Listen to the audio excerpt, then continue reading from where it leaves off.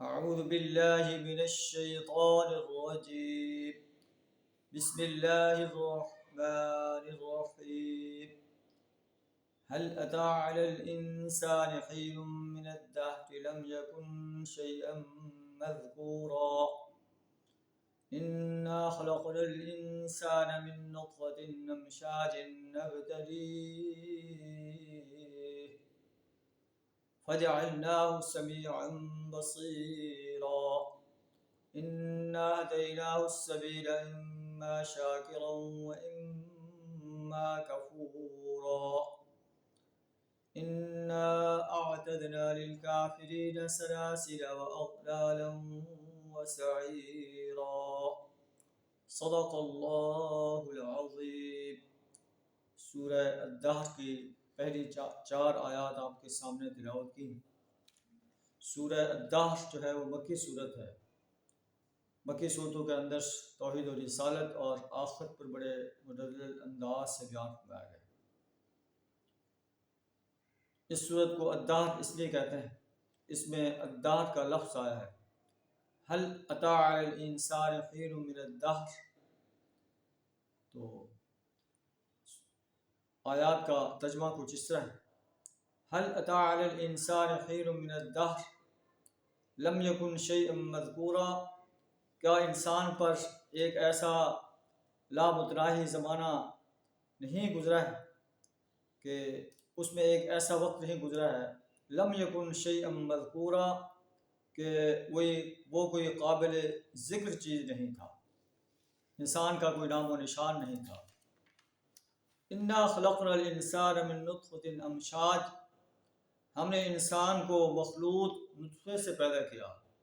نبتلیہ، تاکہ ہم اس کا امتحان لیں، اس کی آزمائش کریں. فجعلناہ سمیعا بصیرا. ہم نے اسے سننے والا اور دیکھنے والا بنایا. اسے قوت سماعت عطا کی، قوت بصارت عطا کی. اور قوت سماعت اور بصارت سے مراد جو ہے پوری جسم کی قوتیں ہیں، جس میں عقل بھی شامل ہے. انا ہدیناہ السبیل. ہم نے اسے راستہ دکھایا. اما شاکرا و اما کفورا.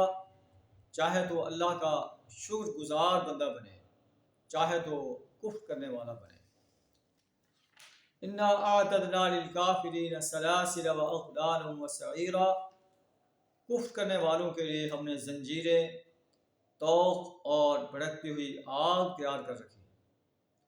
تو ان آیات کے اندر اللہ تبارک و تعالیٰ انسان کو اپنی حیثیت بتا رہا ہے کہ اے انسان، تو بڑا غرور کرتا ہے، تکبر کرتا ہے، اللہ کے مقابلے میں سرکشی اور بغاوت کرتا ہے، اللہ کے مقابلے میں اوروں کی پرستش کرتا ہے، اوروں کی بندگی اور غلامی اختیار کرتا ہے، اوروں کی اطاعت کرتا ہے، اوروں کی حاکمیت کو تسلیم کرتا ہے، اوروں کی حاکمیت کو قائم کرنے کے لیے جد و جہد کرتا ہے اور باطل نظاموں کے علمبرداروں کا دست و بازو بنتا ہے.